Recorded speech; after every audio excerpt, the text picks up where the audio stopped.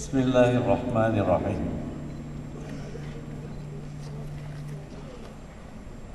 Yang berbahagia Tan Sri Datuk Dr. Wan Muhammad Zahid Muhammad Nordin, Pengerusi Lembaga Pengarah Universiti, dan yang berbahagia Puan Sri Datin Rosmi Syahari,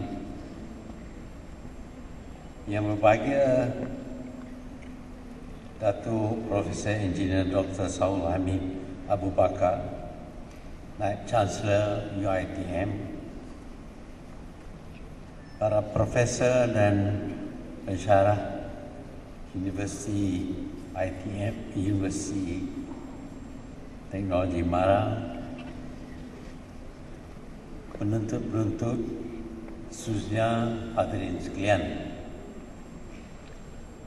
Terlebih dahulu saya ucapkan terima kasih kepada pihak yang telah menjemput saya untuk menyampaikan syarahan berkenaan dengan transformasi minda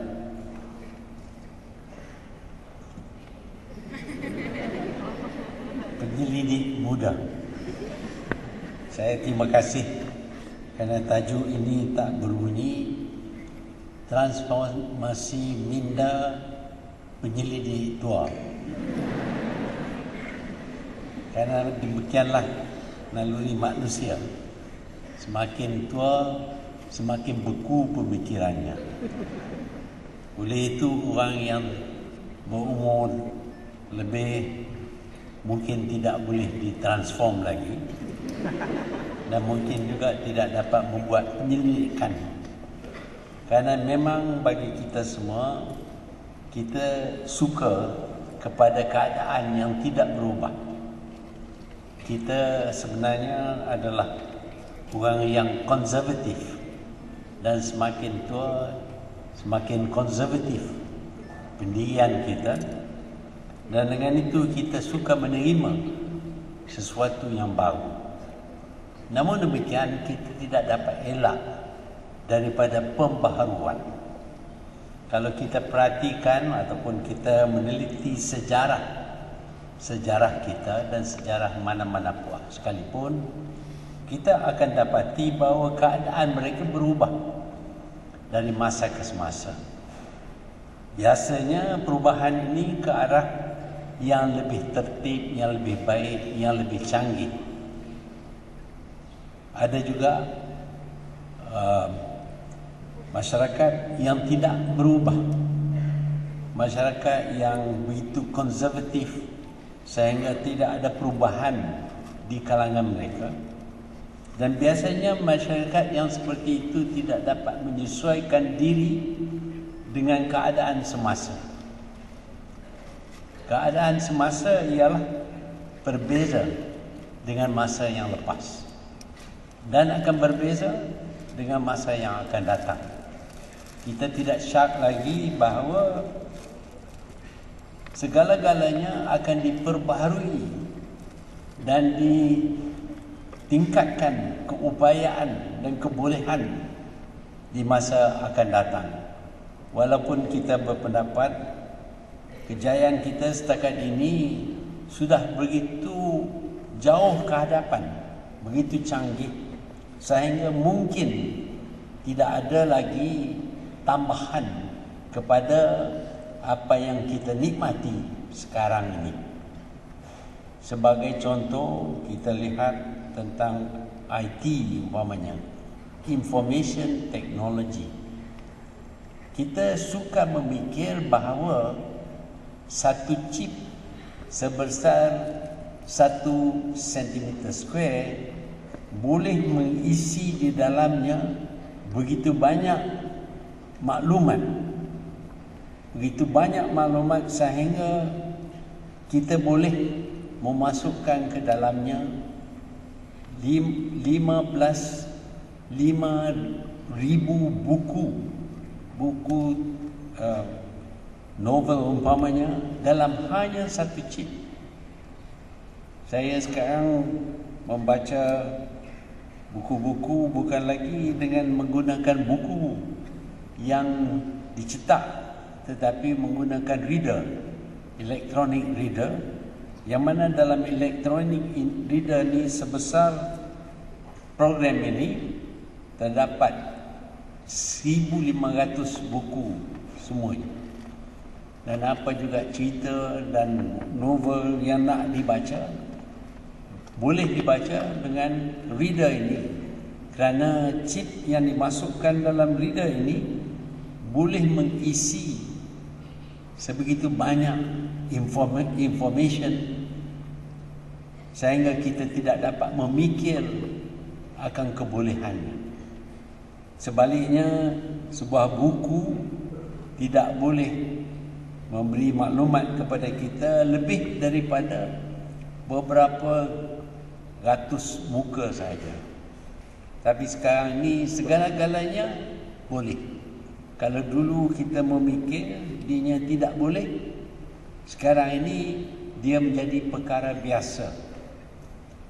Kita mengguna telefon sekarang ini, telefon bimbit, cellular phone, dan kita dapati bahawa kita boleh bercakap dengan seorang yang berada 12,000 batu daripada sini, di New York umpamanya, seolah-olah dia berada di bilik sebelah.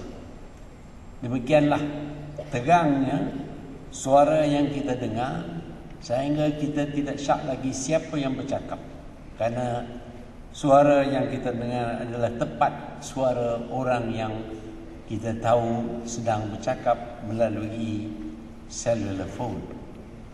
Sebenarnya cellular phone ini adalah miniaturization, memperkecilkan sebuah bangunan. Kalau dahulu di zaman kita diperkenalkan dengan radio, untuk broadcast melalui radio, kita perlu sebuah bangunan yang besar dengan bermacam-macam alat serta aerial yang tinggi sebelum kita dapat menghantarkan suara kita ke tempat yang hanya beratus batu ataupun beribu batu sahaja. Sekarang ini dalam poket kita, dalam kocek kita, kita boleh bawa seluruh yang ada dalam bangunan itu hanya di dalam satu cellular phone. Cellular phone berfungsi sebagai broadcasting station dan receiving station. Demikianlah progres dalam bidang information ataupun bidang broadcast ini sejak hampir 100 tahun yang berlalu.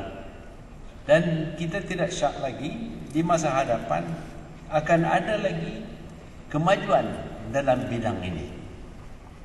Kemajuan ini tercapai kerana mereka yang membuat penyelidikan mempunyai fikiran ataupun minda yang terbuka. Mereka sanggup menerima sesuatu yang ajaib sebagai sesuatu yang boleh dilakukan dan tidak menjadi ajaib lagi. Demikianlah dalam bidang broadcast. Tetapi dalam bidang-bidang lain juga kita dapati banyak kemajuan yang telah dicapai. Kalau pada mulanya pesawat terbang hanya boleh terbang 30 kaki jauh saja, hari ini kita boleh terbang daripada sini sehingga ke New York, 12,000 batu dalam satu pesawat yang mempunyai jentera yang boleh menerbangkan pesawat itu sebegitu jauh dengan sebegitu pantas. Ini semua adalah hasil daripada pemikiran terbuka dan kepercayaan bahawa tiap satu yang ada yang digunakan oleh kita boleh diperbaiki lagi, boleh dimajukan lagi.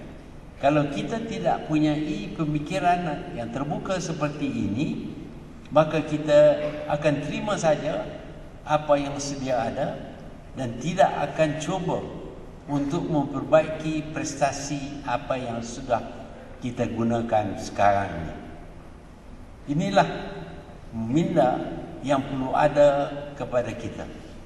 Sebenarnya budaya menyelidik, meneroka dan memperbaiki sesuatu itu tidak ada pada kita dahulu. Ini harus kita akui, kerana tidak mengakui hakikat ini pun tidak membawa apa-apa manfaat kepada kita. Minda kita dahulu agak beku. Kita dapati bahawa orang-orang barat mempunyai minda yang terbuka dan selalunya ingin memperbaiki lagi keadaan segala yang digunakan oleh mereka. Sebaliknya, kita dapati dalam sejarah ilmu sains umpamanya diterokai kebanyakannya oleh pakar-pakar yang beragama Islam. Tetapi pada abad ke-15 Masehi, kita dapati pendapat ataupun fatwa yang berkata bahawa mempelajari sains itu tidak mendatangkan apa-apa merit, tidak membawa pahala dan tidak akan menjayakan kita sehingga kita ditempatkan di syurga. Oleh itu, ilmu yang perlu dituntut hanyalah berkenaan dengan agama. Ilmu sains ini tidak ada kaitan dengan agama kita. Dengan itu kita orang Islam menjadi mundur.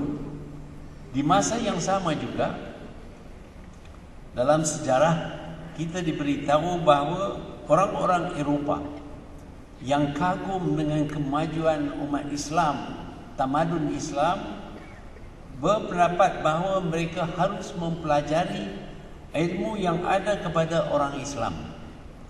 Dan dengan itu mereka mempelajari bahasa Arab, kerana bahasa Arab adalah bahasa ilmu pada ketika itu. Dan mereka telah mendapat banyak ilmu sains daripada penerokaan orang-orang Arab yang terbuku dan tersimpan di dalam kutubkhanah ataupun library di Baghdad, di Cordoba dan di lain-lain tempat. Maka orang-orang Eropah ini telah mengambil semua ilmu yang ada yang diterokai oleh orang-orang Islam ini, tetapi mereka tidak hanya menerima ilmu ini, mereka meneroka, mereka berusaha untuk menambah kepada ilmu yang terdapat dan menambah juga kepada kegunaan ilmu yang telah mereka dapati daripada orang Islam. Ini adalah sikap yang menentukan bahawa mereka tidak puas hati dengan hanya menerima ilmu daripada orang-orang Islam, tetapi mereka mencuba untuk menambah ilmu ini dan juga mereka mencuba untuk menggunakan ilmu ini untuk perkara-perkara ataupun kegiatan-kegiatan tertentu. Kita tahu bahawa orang-orang Eropah amat berminat dengan peperangan. Mereka suka berperang. Tiap tahun sejak 2000 tahun lebih dahulu ada saja peperangan antara dua buah negara di Eropah. Oleh kerana mereka begitu suka kepada peperangan, mereka adalah kata orang warlike. Mereka suka berperang. Mereka selalunya mencipta senjata-senjata yang baru untuk memberi kemenangan kepada mereka. Mereka tidak pernah puas hati dengan senjata yang ada kepada mereka. Apabila mereka dapati bahan letupan yang dicipta oleh orang-orang Cina umpamanya, pemikiran yang pertama yang datang kepada mereka ialah bahan ini bukan saja boleh meletup dan dengan bunyi yang amat dahsyat, tetapi dianya juga boleh melontarkan segala peluru lebih jauh daripada yang mampu mereka buat dengan cara-cara yang lain. Jadi bagi orang-orang Cina, bahan letupan mereka hanyalah untuk menghalau naga yang kononnya akan menelan bulan pada gerhana bulan. Supaya bulan tidak ditelan, maka mereka membakar mercun. Itu saja kegunaan mereka. Tetapi bagi orang barat, mereka menggunakan bahan letupan ini untuk melontar peluru mereka lebih jauh. Dan mereka tidak puas hati dengan kebolehan bahan letupan ini. Bahkan mereka membuat kaji selidik sepanjang masa, sehingga mereka dapat melontarkan peluru mereka lebih jauh sepanjang masa. Dan hari ini kita dapati daripada pemikiran untuk melontar sesuatu dengan lebih jauh, mereka sudah sampai kepada satu tahap yang mana mereka boleh menghantarkan roket ke bulan. Dan sekarang ini mereka sedang menghantarkan satu pesawat ke Mars yang akan mengambil masa beberapa tahun sebelum dianya sampai ke Mars. Demikianlah aliran pemikiran daripada hanya bahan letupan untuk menghalau naga sudah menjadi satu bahan yang boleh melontar roket sejauh yang tidak mungkin kita fikir sehingga ke hari ini. Dan kita tidak ada kebolehan ini kerana kita tidak memikir untuk menggunakan bahan letupan ini selain daripada membakar marcun bila ada raya. Itu saja yang kita fikir. Tetapi bahan letupan mempunyai potensi bagi orang-orang barat, potensi yang amat besar, dan mereka sekarang dapat melancar roket ke bulan dan ke mana-mana di angkasa lepas. Ini semua adalah hasil minda, hasil pemikiran yang terbuka, yang percaya bahawa tiap apa saja yang ada kepada mereka boleh diperbaiki lagi dan boleh mencapai prestasi yang lebih tinggi. Dengan pemikiran yang semacam ini, maka mereka membuat kaji selidik dan mereka mengenal pasti bahan-bahan yang boleh meletup dan akhirnya boleh menjadi lebih kuat daripada bahan letupan yang mula mereka dikenali kepada mereka oleh orang-orang Cina. Mindset ini amat penting sekali bagi penyelidik muda terutamanya, kerana mereka harus mempunyai pikiran yang terbuka terhadap tiap sesuatu yang digunakan oleh kita.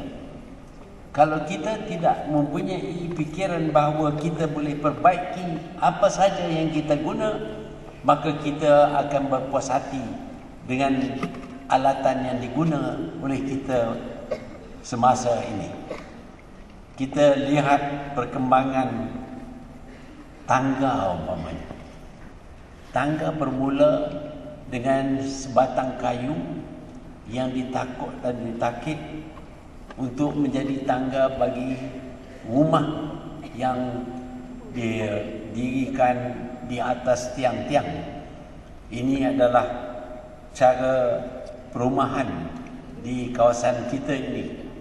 Dan biasanya mereka menggunakan hanya sebatang kayu ataupun pohon kelapa untuk naik ke rumah. Tetapi kalau kita memikir, ini sudah tentu tidak begitu mudah diguna. Mungkin kita akan jatuh.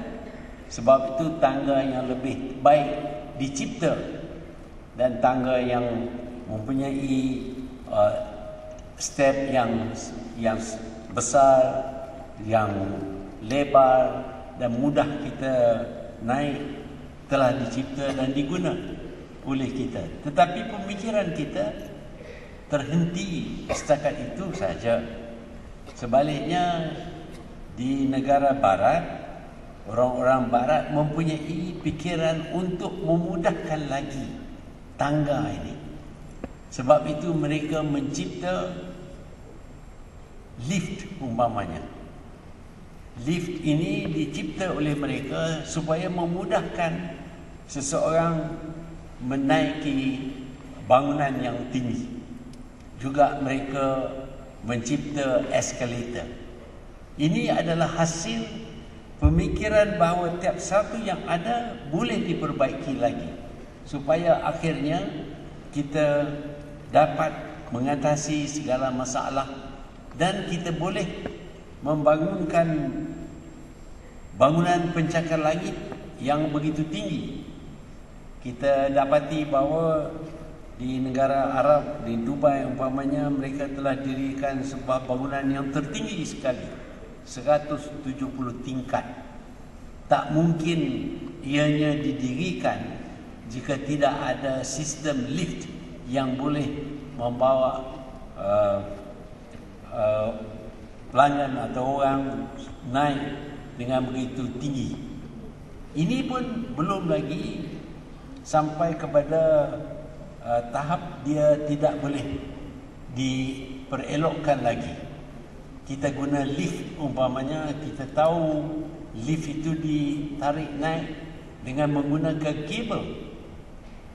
Kalau kita fikir tentang kabel yang digunakan ini, kalau untuk 3 tingkat, 4 tingkat, 10 tingkat, taklah begitu panjang. Tetapi sekarang kita lihat ada niat untuk mendirikan bangunan di Jeddah, bangunan setinggi 1 kilometer. Itu pun tak cukup.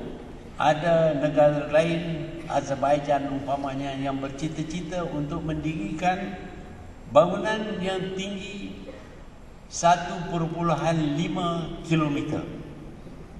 Fikirkanlah berapa panjangnya kabel yang perlu digunakan untuk menarik naik lift bagi mereka yang tinggal di atas bangunan pencakar langit ini.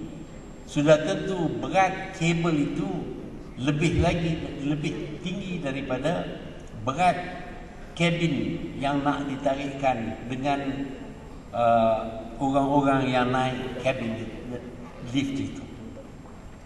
Tetapi kalau dianya terlalu panjang dan terlalu berat, dia memberi limit atau had kepada ketinggian yang kita boleh guna lift. Sekarang ini ada ciptaan baru, iaitu tidak menggunakan kabel lagi. Sebaliknya menggunakan sistem gear, the rack and pinion gear, yang mana tanpa menggunakan kabel, lift itu boleh naik walaupun setinggi 1.5 kilometer. Demikianlah pemikiran yang selalunya tertumpu kepada menyelesaikan masalah yang dihadapi. Apabila terdapat satu masalah, satu limit had yang kita tak boleh pergi lagi, maka pikiran yang baru mesti ada kepada kita supaya kita dapat mengatasi problem ini.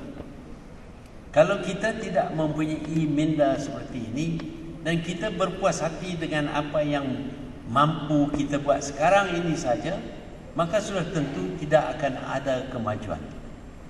Inilah minda yang diperlukan bagi semua penyelidik. Penyelidik tidak boleh terima apa yang ada sekarang ini sebagai mutamat. Tidak ada lebih daripada itu. Sebaliknya, penyelidik mestilah berfikir bahawa tiap sesuatu yang ada kepada kita ini boleh diperbaiki dan diperbaiki lagi sepanjang masa. Kalau kita mempunyai minda yang sedemikian, maka apabila kita ditugaskan untuk menyelidik maka kita dapat memikir tentang apa yang hari ini tak mungkin dilakukan, tetapi dengan hasil daripada penyelidikan kita mungkin akan dipermudahkan. Inilah minda yang perlu ada kepada kita. Kita tak boleh jadi orang yang konservatif, yang berpuas hati dengan apa yang sedia ada. Kita nak supaya kita dapat memperbaiki lagi kebolehan sesuatu alat yang kita guna. Mungkin kita bukan bangsa yang suka berperang, sebab itu banyaklah senjata-senjata yang tidak dicipta oleh kita. Tetapi kita harus memikir bukan berperang untuk menguasai wilayah orang lain, tidak, tetapi berperang untuk mempertahankan diri kita. Sebagai orang Islam, kita disuruh dalam Al-Quran membuat persediaan untuk mempertahankan umat Islam. Ini tanggungjawab, kewajipan kita. Dan kalau kita tidak tunai kewajipan ini, maka kita berdosa. Ini adalah satu fardu kifayah. Tetapi kita tidak mempunyai kebolehan untuk mempertahankan diri kita.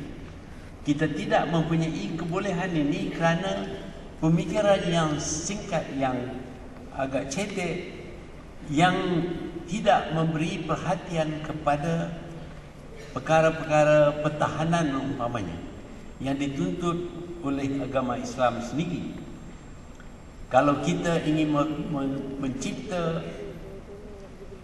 alat peperangan yang lebih canggih untuk mempertahankan diri kita, bukan untuk menyerang orang lain, tidak, tetapi menjadi tanggungjawab kita untuk mempertahankan diri kita, maka kita, kalau kita anggap ini adalah satu tanggungjawab yang dibebankan ke atas bahu kita, maka kita perlu mencari jalan untuk memperkukuhkan pertahanan kita. Sebab itu pelajaran sains menjadi penting, kerana segala alatan peperangan yang canggih ini adalah hasil daripada kegunaan ilmu-ilmu sains, termasuklah juga berkenaan dengan fission material atau fusion material yang digunakan untuk bom nuklear. Kita tidak mungkin berhasrat untuk mencipta ataupun mengeluarkan atau jauh sekali menggunakan bom nuklear, tetapi kita harus mempunyai ilmu yang sama, kebolehan yang sama, kerana kita perlu pertahankan diri kita. Sebab itulah pelajaran sains dan matematik menjadi pelajaran yang amat penting, kerana kita tidak punya kebolehan dalam bidang chemistry dan physics, maka kita tidak dapat mencipta bahan letupan yang lebih kuat. Dan cara kita membentuk senjata supaya dianya boleh diguna dengan berkesan oleh kita dalam mempertahankan umat Islam. Kalau kita anggap ini sebagai satu tanggungjawab, kewajipan kita, maka sudah tentulah kita akan mempelajari ilmu-ilmu yang akan membolehkan kita mencipta senjata-senjata seperti ini. Kita berpendapat, kita faham bahawa hari ini kebanyakan research, penyelidikan yang dilakukan mempunyai asas sains. Kalau kita menguasai ilmu sains dengan cukup tinggi, maka kita akan dapat mencipta benda-benda baru, bukan saja untuk senjata, tetapi untuk kehidupan, keselesaan kehidupan kita di zaman ini. Banyaklah alatan-alatan yang kita guna tiap hari di rumah, di sekolah, di pejabat, di dalam perjalanan kita, yang berasas kepada penyelidikan dalam bidang sains.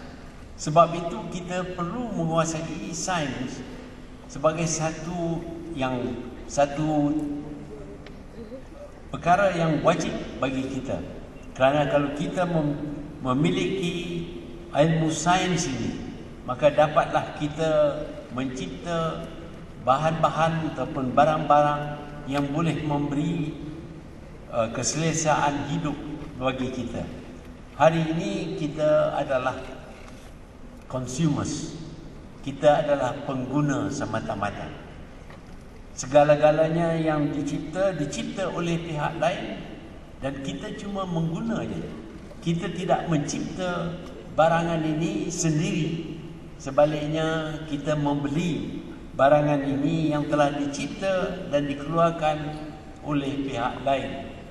Kita dapati pula bahawa kebanyakan daripada penyelidikan ini dilakukan dalam iklim temperate, iklim yang lebih sejuk daripada iklim tropika. Tetapi barang-barang ini digunakan di dalam kawasan tropis, kawasan yang panas, yang hujan lebat. Kita guna segala alatan ini dengan yang tidak sesuai sebenarnya dengan keadaan iklim di dalam negara kita. Sebab itu satu daripada penyelidikan yang harus dilakukan oleh kita ialah mencipta barangan yang sesuai dengan iklim di kawasan-kawasan tropika ini. Kalau kita berbuat demikian, maka sudah tentu kita akan menghasilkan banyak alatan-alatan yang boleh digunakan oleh kita. Bahkan mungkin dapat kita tentukan dianya juga boleh diguna di iklim-iklim yang lain. Dengan menumpu kepada iklim ini, sudah tentu banyak perkara yang boleh diselidiki oleh kita dan banyak barang yang boleh dicipta oleh kita yang sesuai dengan iklim tropika ini. Selain daripada barangan untuk kegunaan kita, kita juga tahu bahawa di dalam iklim tropika ini terdapat penyakit-penyakit yang tidak terdapat di iklim yang lebih sejuk daripada kita, iklim temperate umpamanya. Mereka tidak penyakit seperti malaria dahulu tidak terdapat di iklim yang sejuk. Sebaliknya di kawasan-kawasan tropika seperti Malaysia, kita dapati ramai yang akan mengidap penyakit malaria dan mungkin kerana itu mereka akan meninggal lebih awal. Kita terpaksa bergantung kepada orang lain, orang asing daripada iklim temperate yang datang ke Malaysia untuk mengkaji sebab-sebab causes penyakit malaria. Dan mereka dapati bahawa penyakit malaria ini dibawa oleh nyamuk. Dan ada parasite dalam nyamuk ini yang disuntik ke dalam badan kita yang menyebabkan kita mendapat penyakit malaria yang boleh membawa kepada kematian. Ini dilakukan oleh orang yang mempunyai minda yang terbuka. Mereka tidak puas hati dengan mengubati semata-mata. Mereka tahu di zaman dahulu pun bahawa quinine boleh diguna untuk mengubati penyakit malaria. Tetapi mereka ingin tahu lebih daripada itu. Tidak puas hati dengan hanya mengubati pesakit.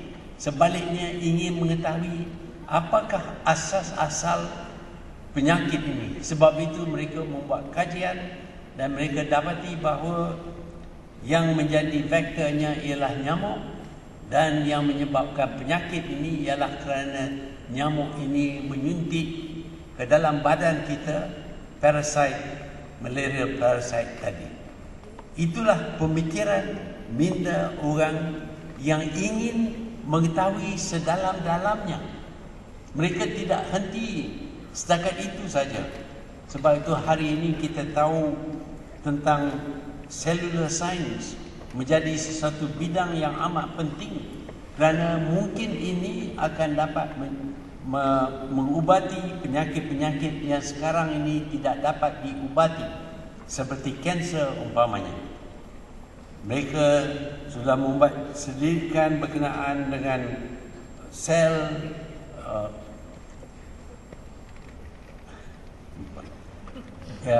yang diguna, yang boleh mengganti sel yang ada dalam badan kita. Dan ini adalah satu pendekatan yang baru yang masih dalam proses penyelidikan.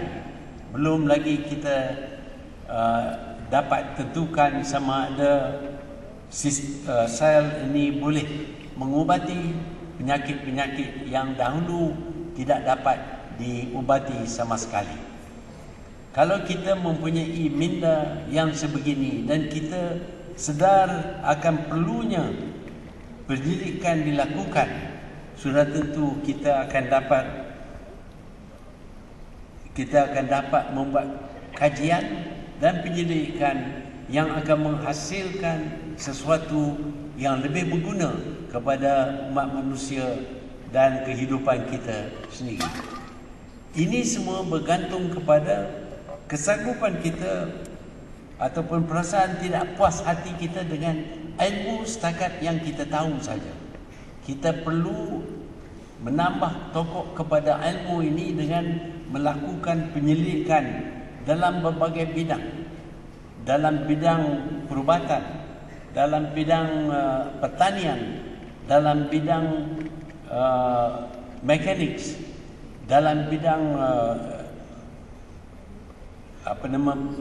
penggunaan alat untuk berbagai kegunaan bagi kita, macam-macam lagi yang perlu kita kaji selidik untuk mendapat sesuatu yang lebih baik daripada yang terdapat sekarang.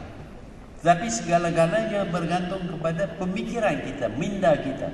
Kalau kita mempunyai pemikiran yang konservatif, maka kita tak mungkin meneruskan penyelidikan kita, kerana kita berpendapat bahawa setakat ini sajalah yang boleh kita lakukan dan tidak lebih daripada itu.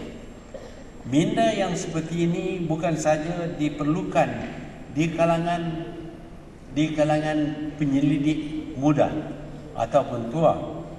Minda ini diperlukan dalam masyarakat kita. Masyarakat kita mestilah sanggup menerima segala yang baru yang dicipta oleh mereka yang membuat kajian dan penyelidikan ini. Di Malaysia umpamanya, kita masih begitu konservatif, sehingga apabila sesuatu yang baru dicipta dan diperkenalkan, maka pihak yang bertanggungjawab tidak sanggup menerima ciptaan baru ini kerana dia berbeza dengan apa yang dibiasakan oleh mereka. Kita dapati umpamanya untuk mendapat pembiayaan untuk membuat kaji selidik agak sukar kita dapat daripada pihak yang bertanggungjawab. Tapi kalau minda kita semua demikian, iaitu kita masih percaya bahawa yang sudah baik ini boleh diperbaiki lagi, maka wang untuk kaji selidik ini akan dibekalkan kepada mereka yang membuat kerja-kerja penyelidikan ini. Jelas sekali bahawa minda kita yang menentukan sama ada kita dapat membuat kaji selidik ataupun tidak, sama ada kita dapat menerima hasil kaji selidik ataupun tidak. Kalau kita mempunyai minda yang terbuka, yang sanggup menerima segala-gala yang baru, mengujinya, mencubanya dan memperbaiki kalau dianya tidak begitu berjalan dengan baik, maka kita akan jadi masyarakat yang boleh maju dengan lebih pesat daripada sekarang. Progres kita, kemajuan kita terhad kerana kita biasanya tidak suka dengan cara-cara yang baru, alat-alat yang baru. Kita lebih suka kepada yang sudah jadi kebiasaan kepada kita, yang kita berasa selesa, comfortable dengan alat yang kita telah guna sekian lama. Justru itu kita dapati bahawa bukan saja minda penyelidik muda yang perlu diubah ataupun melalui transformasi, tetapi orang muda, bahkan orang tua juga perlu sanggup menerima sesuatu yang baru. Kalau kita tidak sanggup menerima sesuatu yang baru, maka kita tidak akan dapat menentukan kemajuan bagi masyarakat kita. Banyak lagi hasil-hasil kaji selidik yang sekarang ini kita gunakan sebagai sesuatu yang memang begitu. Seolah-olah dia memang begitu, dia seolah-olah dia adalah satu perkara yang semula jadi. Tetapi sebenarnya apa yang kita lakukan sekarang ini bukan perkara yang semula jadi. Sebaliknya adalah hasil kaji selidik yang dibuat oleh orang-orang tertentu yang cuba mengatasi masalah yang dihadapi oleh kita dalam melakukan kerja-kerja yang ditugaskan kepada kita. Dewan ini saya diberitahu boleh menampung sebanyak 5,000 orang. Untuk kita bercakap dengan 5,000 orang tanpa mikrofon sudah tentu tak mungkin. Ini adalah solutionnya.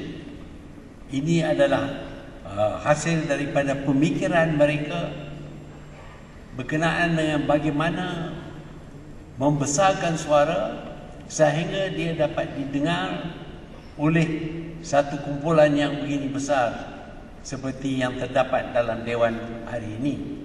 Tetapi seperti yang kita sebutkan tadi, dia tidak terhad kepada Dewan ini saja. Kita boleh bercakap di sini dan didengari oleh seluruh negara. Demikianlah hasil kajian yang mengeluarkan alat-alat yang begitu canggih sehingga boleh dikatakan tidak ada had kepada kita. Umpamanya kita tahu sekarang ini suatu astronot kita berada di ISS, International Space Station, 360 batu jauh daripada daratan. Kita boleh bercakap dan kita boleh lihat mereka seolah-olah mereka berada di hadapan kita.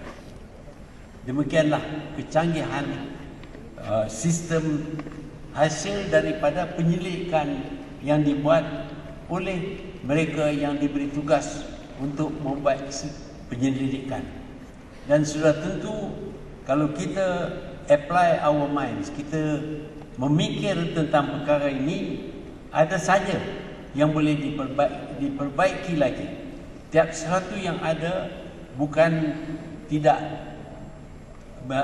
bebas daripada kecacatan, not perfect. Tidak ada satu alatan yang perfect. Sebab itu dia masih boleh diperbaiki lagi.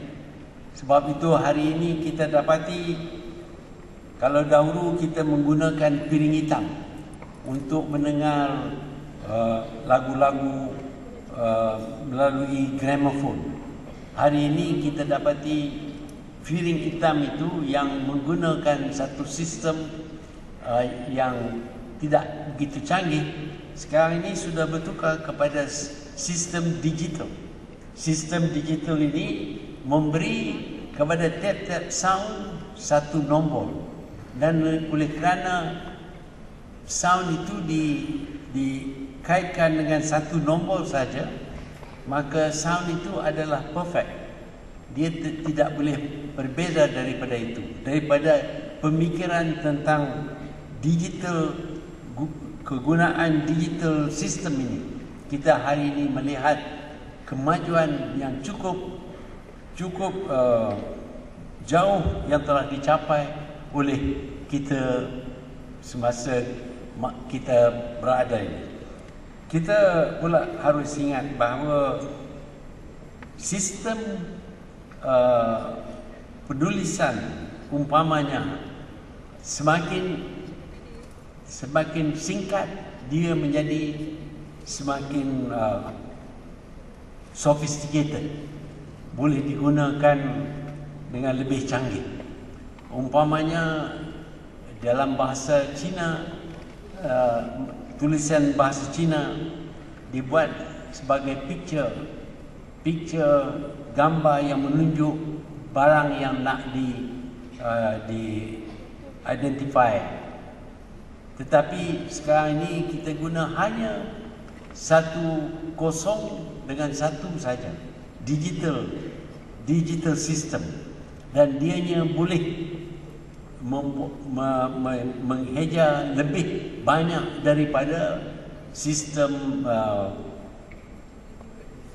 yang dicipta oleh orang-orang Cina. Semakin kurang jumlah huruf yang terdapat dalam sesuatu sistem penulisan, semakin canggih, semakin mudah kita gunakan tulisan itu untuk membuat sesuatu yang lebih perfect daripada sekarang ini. Saya minta maaf kerana ini kebanyakan daripada research ini dibuat dalam bahasa Inggeris. Jadi saya nak cuba terjemah ke dalam bahasa kebangsaan, kadang-kadang sukar sikit lah, minta maaf. Tapi itulah keadaan sekarang ni. Bukan saya nak promote bahasa Inggeris sebagai bahasa untuk belajar bahasa sains, tidak. Bukan nak campaign, tidak.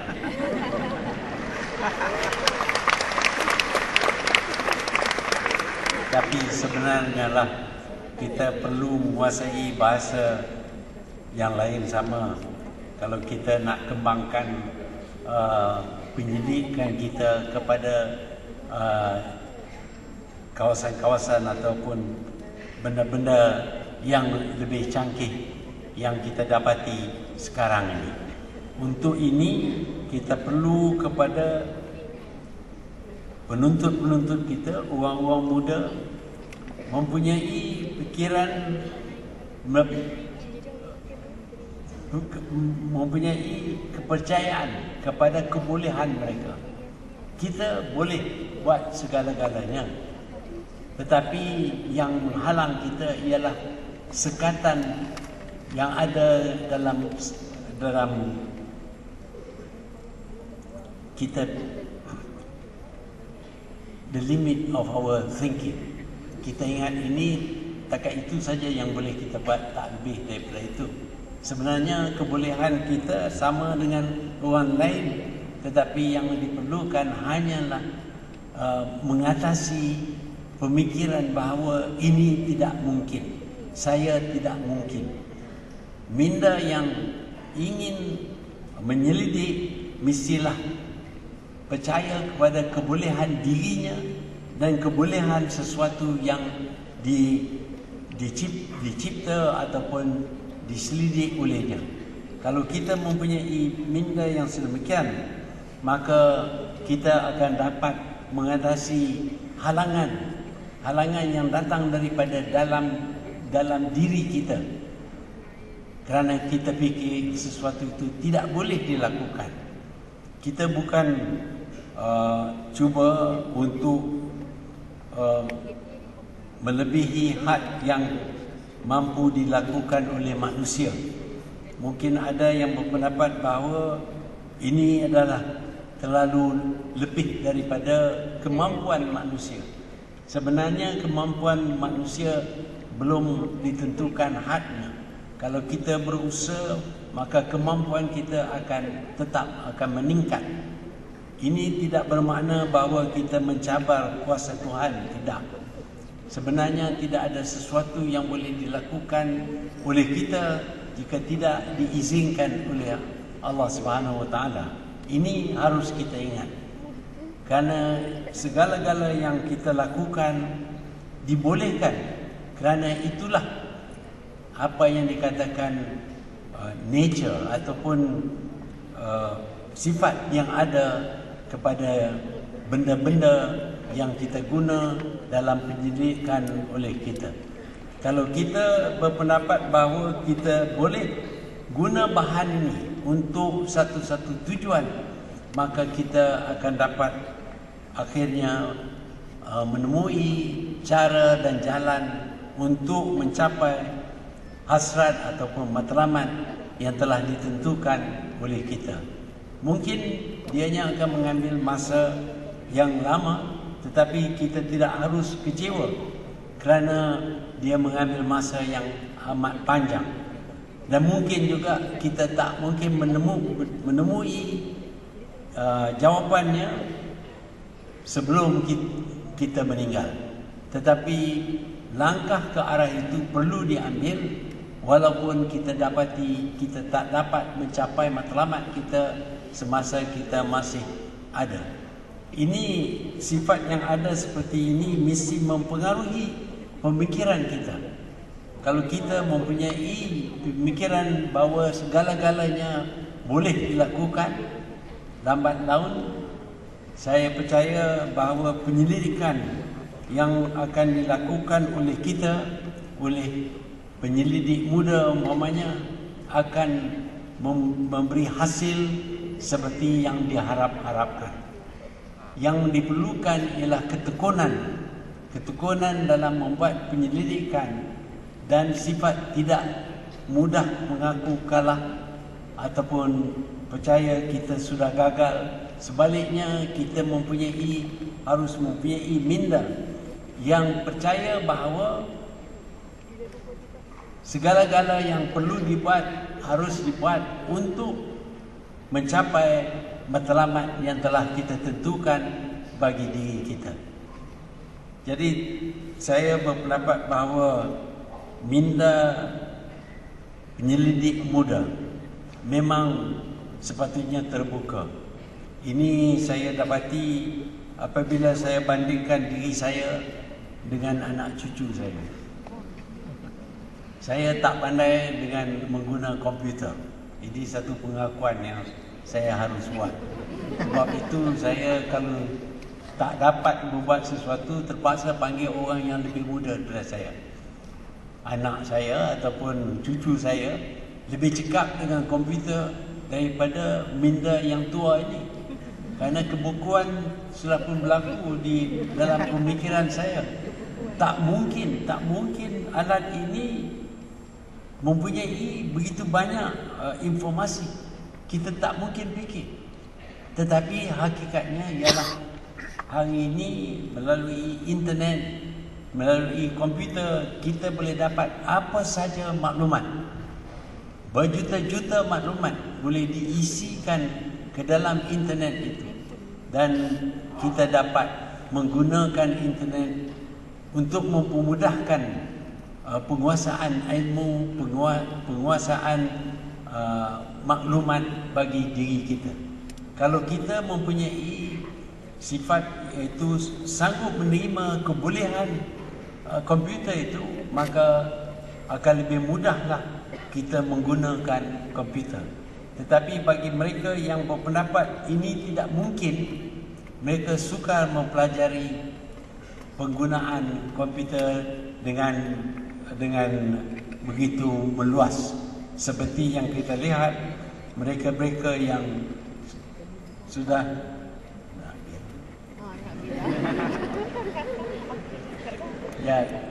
berkenaan dengan kegunaan komputer ini, dianya sendiri memerlukan pemikiran yang sanggup menerima bahawa segala-galanya boleh dibuat menggunakan komputer.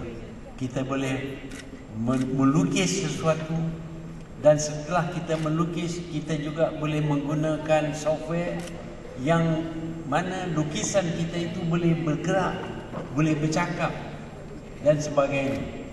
Hari ini, pagi ini saya lihat Ipin dengan Upin. Saya kagum dengan kebolehan satu lukisan ini bercakap, bergerak dan berbuat bermacam-macam yang dahulunya tidak mungkin. Dahulu kalau kita ingin membuat satu kartun yang bergerak, maka kita perlu melukis beribu-ribu lukisan. Tiap satu gerakan mempunyai satu lukisan. Hari ini sudah ada software yang membolehkan kita membuat lukisan, dan lukisan itu juga ditolong oleh software, dan kemudian itu kita boleh menggerakkan lukisan kita, dan boleh pun memberi suara kepada lukisan yang kita lukis tadi.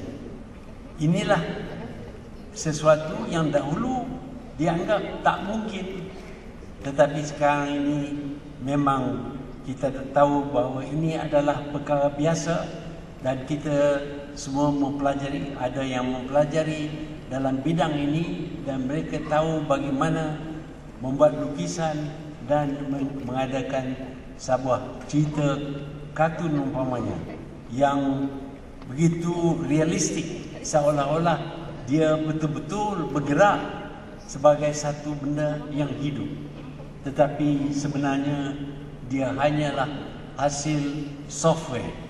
Dan dalam bidang software ini banyaklah software yang dicipta oleh ramai orang yang mempunyai minda yang terbuka, sehingga mereka dapat mempermudahkan kita menggunakan komputer itu.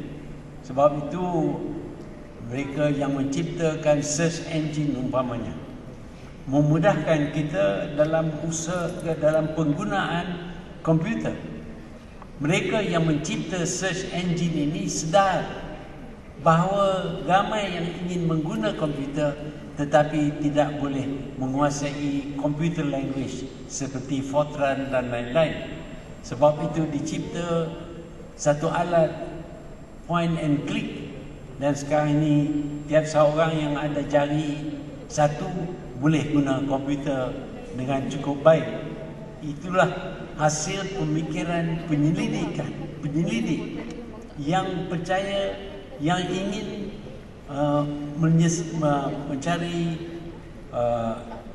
jawapan kepada masalah yang dihadapi oleh pengguna komputer pada masa awal dahulu, di mana kita perlu menggunakan computer language, dan ini tidaklah mudah dikuasai dan mengambil masa yang amat panjang. Sekarang ini dengan hanya kita point and click, kita boleh dapat apa saja maklumat yang diperlukan dalam kita menjalankan tugas kita. Umpamanya kalau kita ingin mengetahui tentang bahan letupan, kita boleh guna dengan mudahnya, kita dapat semua maklumat berkenaan dengan bahan letupan. Bahkan ada yang berkata bahawa melalui komputer ini kita boleh cipta bom atom pun. Demikianlah power ataupun kuasa yang diberi kepada search engine ini, dan information yang disimpan di dalam internet, sehingga segala-gala yang nak diketahui oleh kita terdapat di dalam komputer ini. Hakikatnya ialah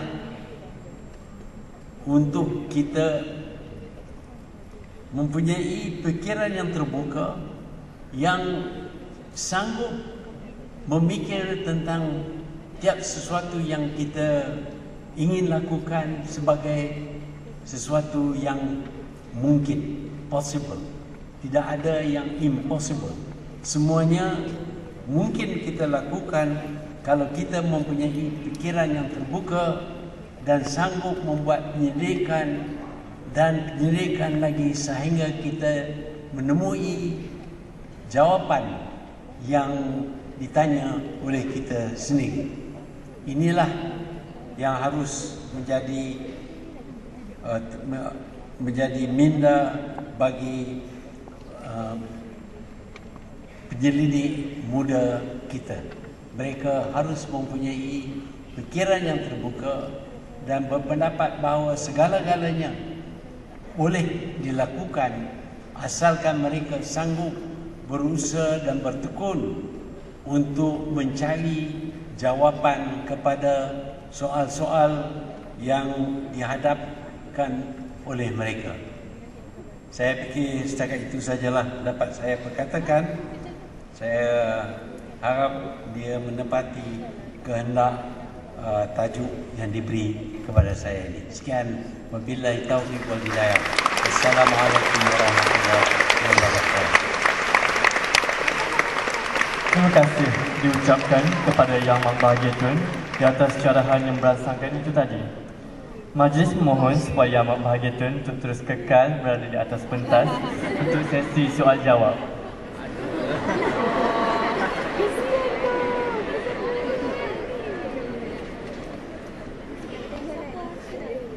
Di tengah saya ada beberapa soalan yang telah dikumpulkan oleh ahli jawatan kuasa yang diajukan kepada Yang Berbahagia Tun.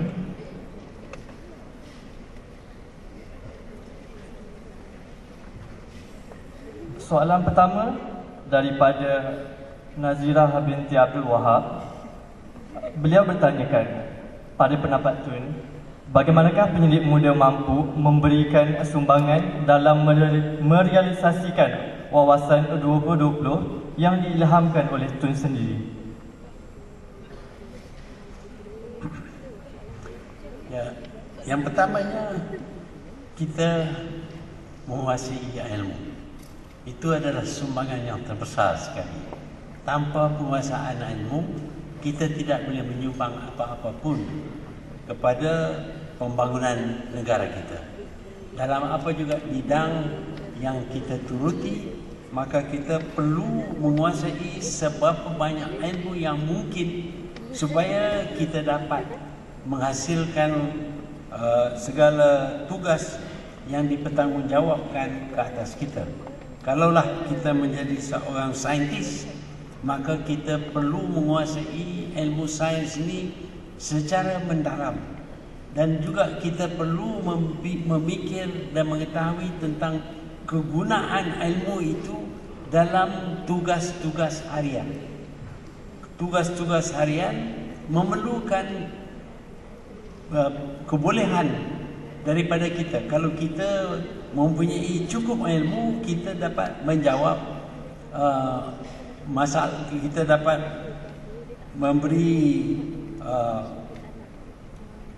cara untuk mengatasi sesuatu masalah yang berlaku kepada negara kita yang mungkin menghalang pencapaian wawasan 2020. Di antaranya mungkin kita berpendapat bahawa tak mungkin kita mengadakan di dalam negara kita ini sebuah industri yang canggih.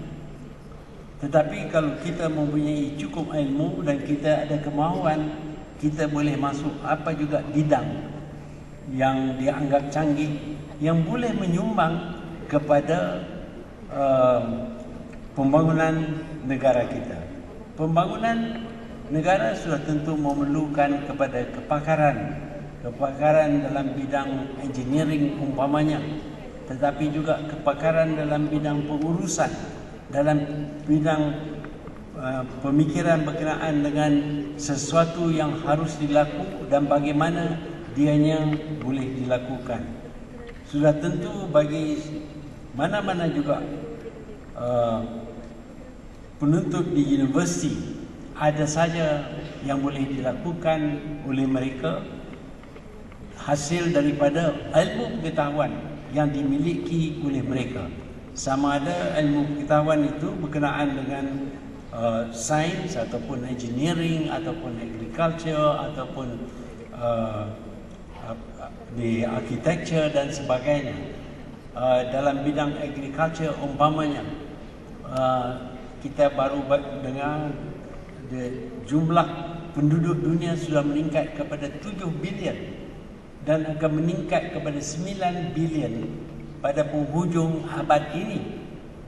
Sudah tentu keperluan untuk makanan menjadi satu masalah. Sedangkan keluasan tanah sudah terhad. Cara manakah kita akan dapat mengeluarkan bahan makanan yang mencukupi untuk rakyat yang bertambah sepanjang masa? Ini juga menjadi satu soalan. Kalau mereka cakap dalam bidang agriculture, pertanian, maka mereka mungkin dapat double ataupun treble keluaran daripada satu kawasan tanah. Umpamanya padi, kalau dahulu 1 hektar tanah padi boleh mengeluarkan 4 tan padi. Sekarang ini dia boleh mengeluarkan 10 tan padi. Ini semua hasil kajian. Dan mereka yang bukan agriculturist pula boleh memikir tentang jentera yang boleh diguna. Sudah tentu banyaklah peranan yang boleh dimainkan oleh semua yang mempunyai ilmu pengetahuan dalam menjayakan wawasan 2020 kita. Soalan seterusnya daripada saudara Muhammad Saleh bin As-Salahuddin. Beliau bertanyakan, pada pandangan yang amat bahagia Tun, apakah cara yang terbaik untuk meningkatkan taraf penyelidikan negara kita supaya setanding dengan negara luar? Penyelidikan. Yang pertamanya ialah sikap kita yang saya sebutkan tadi. Apakah kita ingin menjadi penyelidik ataupun tidak? Kerana kadang-kadang dia membosankan. Kita akan berada dalam level 3 mungkin sampai tengah malam untuk menyelesaikan satu-satu masalah. Sikap itu adalah amat penting sekali. Yang keduanya sudah tentu ilmu asas yang ada kepada kita. Yang ketiganya tujuan kita membuat penyelidikan. Mungkin penyelidikan itu berkenaan dengan satu-satu penyakit. Bagaimanakah kita dapat mengubati penyakit itu yang menjadi masalah kepada ramai penduduk negara kita. Umpamanya AIDS. Sehingga sekarang ini pun kita belum ada ubat untuk AIDS. Kerana kita lebih suka membelanjakan wang untuk mencipta alat peperangan. Tidak menggunakan wang yang sebegitu banyak untuk mencari ubat bagi penyakit AIDS. Sudah tentu banyak sekali yang diperlukan oleh kita, dan saya percaya bahawa kalau kita tidak merasa bosan dengan kerja penyelidikan ini, sebaliknya gembira apabila kita menjumpai sesuatu answer kepada masalah yang kita hadapi. Itu yang memberi kepuasan kepada kita. Saya yakin menjadi seorang penyelidik adalah cukup akan memuaskan hati kita yang melakukannya, dan ini diperlukan oleh negara kita untuk masa hadapan yang lebih baik. Seterusnya soalan daripada Nur Safwah binti Basri. Saudari Nur Safwah ingin bertanyakan, apakah contoh bahan ilmiah yang sering Yang Mak Bahagia Tun jadikan rujukan bagi perkasakan ilmu Yang Mak Bahagia Tun? Apakah sekali lagi? Contoh bahan rujukan untuk memperkasakan ilmu. Apa dia? Bahan rujukan. Bahan rujukan. Oh. Yang saya ni sejak daripada kecil lagi suka membaca, dan sesiapa yang membaca akan mendapat ilmu. Sebab itu dalam Quran berkata ni, wahyu yang pertama yang datang kepada Nabi Muhammad ialah Iqra, baca. Apabila kita baca, kita mendapat ilmu. Jadi lebih banyak kita baca, lebih banyak ilmu yang ada kepada kita. Di samping itu, kita juga akan mempunyai pengalaman dalam kehidupan kita. Dan pengalaman itu juga memberi ilmu kepada kita untuk mengatasi sesuatu masalah yang dihadapi oleh kita, baik masalah itu personal ataupun untuk dalam menjalankan tugas kita ataupun untuk negara. Sebab itu kita sekarang ini membelanjakan wang yang banyak untuk mengadakan sekolah dan universiti dan sebagainya, kerana kita percaya ilmu lah yang akan menolong kita meningkatkan keupayaan kita. Jadi kalau kita mempunyai banyak ilmu, maka lebih mudah kita buat rojokan kepada sesuatu yang ada kaitan dengan masalah yang kita hadapi. Umpamanya apabila kita diserang oleh penyangak mata wang dulu dan kita disuruh mengambil tindakan tertentu, dan apabila kita kaji mengikut ilmu yang sedikit yang ada kepada kita, kita dapati bahawa nasihat yang datang daripada IMF itu akan memburuk lagi keadaan. Kita percaya bahawa ada niat buruk daripada mereka yang membuat cadangan ini. Jadi dengan kerana itu kita menolak. Tetapi setelah menolak, apakah yang harus kita buat? Sekali lagi kita mencedok ilmu yang ada kepada kita untuk mencari jalan keluar daripada masalah. Jadi kalau kita mempunyai banyak ilmu, dan kita sanggup mendengar pendapat-pendapat pakar-pakar di keliling kita, bahkan pendapat orang ramai pun, kalau kita mempunyai minda yang terbuka tadi dan kita sanggup mendengar pendapat-pendapat pihak lain, kita membaca buku dan kita membuat rujukan kepada otoriti-otoriti yang tertentu, maka sudah tentu sedikit sebanyak kita akan dapat jawapan kepada masalah itu. Inilah yang merupakan rujukan bagi kita, bukan satu punca saja, tidak. Dia kita rujuk kepada segala-gala yang ada dalam akal fikiran kita, ilmu yang dikuasai oleh kita, kepada buku-buku yang telah ditulis, kepada pakar-pakar dan perunding-perunding, dan juga melihat peristiwa yang berlaku kepada negara-negara lain. Dengan itu kita dapat menentukan, memilih yang mana satu yang harus dibuat oleh kita yang akan menjawab masalah yang dihadapi oleh kita. Okay, mungkin kita boleh teruskan pada satu soalan yang terakhir daripada Siti Munirah Yahya. Saudari Munirah bertanyakan, apakah harapan Yang Amat Bahagia Tun terhadap penyelidik-penyelidik muda yang berada di dalam Dewan ini dalam tempoh 10 tahun yang akan datang? Ya, kita mempunyai harapan yang amat besar kepada penyelidik muda, kerana yang tua tak boleh diharap lagi.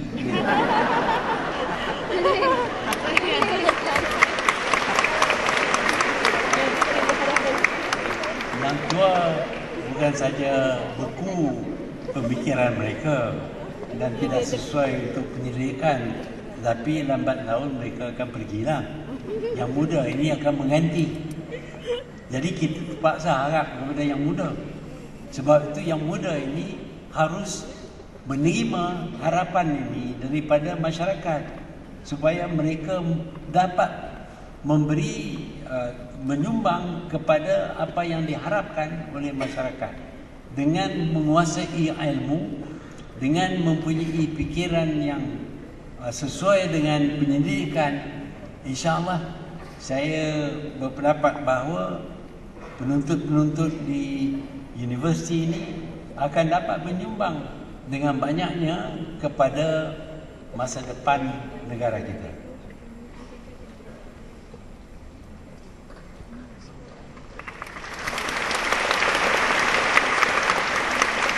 Dan ini majlis memohon supaya Yang Amat Bahagia Tun sekali lagi untuk terus berada di atas pentas untuk sesi penyampaian cendelah hati.